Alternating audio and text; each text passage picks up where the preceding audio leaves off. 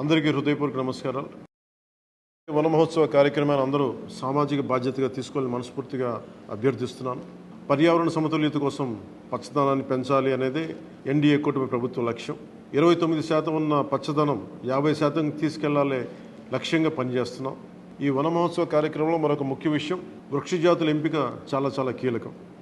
అవి స్వదేశీ వృక్షజాతులను ఎంపిక చేసుకోవటం చాలా అవసరం. స్థానిక వృక్షజాతులు నాటడం ద్వారా జీవ వైవిధ్యాన్ని, నేల ఆరోగ్యాన్ని మరియు పర్యావరణం మరియు మానవ ఆరోగ్యాన్ని కాపాడిన వాళ్ళు అవుతాం. అందుకే దేశవాళీ చెట్లు పెంచడం చాలా అవసరం.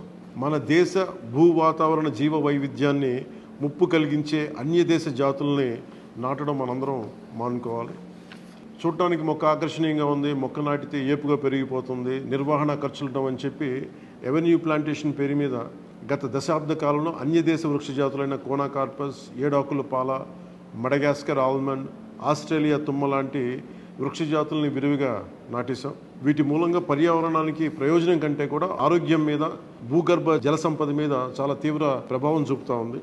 అందరూ ఆ ప్రాంత జీవ వైవిధ్యాన్ని పెంపొందించే స్వదేశీ జాతులను మాత్రమే నాటాలి అనేది ఏ దేశపు వృక్ష శాస్త్రజ్ఞుల్ని అడిగినా చెప్పే మాట ఇది. కానీ ఆ వాస్తవాన్ని విస్మరించి విదేశీయ మొక్కల మోసుతో రాష్ట్రమంతటా కోనాకార్పస్తో నింపేశారు. కోనాకార్పస్ అసలు మొదట పరిచయం చేసిన అరబ్ దేశాలే దాన్ని నిషేధించినాయి. ఎందుకంటే దాని దుష్ప్రభావాలను గుర్తించిన వెంటనే నిషేధించారు, తీసేశారు. మన దేశంలో తెలంగాణ, గుజరాత్, కర్ణాటక, అస్సాం ప్రభుత్వాలు కూడా వీటిని నిషేధించినాయి. ఈ కోనాకార్పస్ లాంటి విదేశ వృక్ష జాతుల మూలంగా జరిగే అనర్థాలు చాలా ఉన్నాయి. అవి ముఖ్యంగా మన భూగర్భ జల సంపదను హరించి వేస్తాయి, శ్వాస సంబంధ ఆరోగ్య సమస్యలకి కారణమవుతున్నాయి. కోనాకార్పస్ ఎలాంటి వృక్ష జాతి అంటే పశువులు తినవు, పక్షులు గూడు పెట్టవు, కనీసం పక్షులు కూడా వాలవు. చెట్టుని చామని ఆధారంగా చేసుకుని బతికే క్రిమికీటకాలు కూడా ఈ చెట్లు జోలికి రావు. పక్షులే దూరంగా ఉండే ఈ మొక్కల్ని మనం మోజులో పడి ఎందుకు వేయాలి అనేది కీలకమైన ప్రశ్న.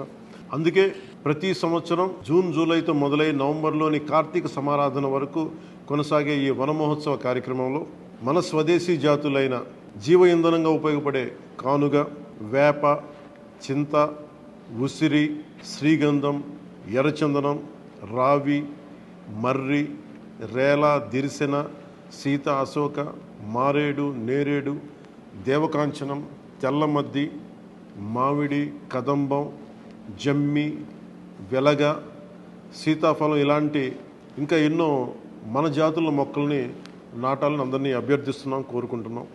29% ఉన్న మన పచ్చదనాన్ని 50% తీసుకెళ్లే లక్ష్యంగా చంద్రబాబు నాయుడు గారి నాయకత్వంలో కూటమి ప్రభుత్వం పనిచేస్తుంది. అందరం కలిసి పచ్చదనాన్ని పెంచుకుందాం, పర్యావరణాన్ని కాపాడుకుందామని తెలియజేసుకుంటూ జై హింద్.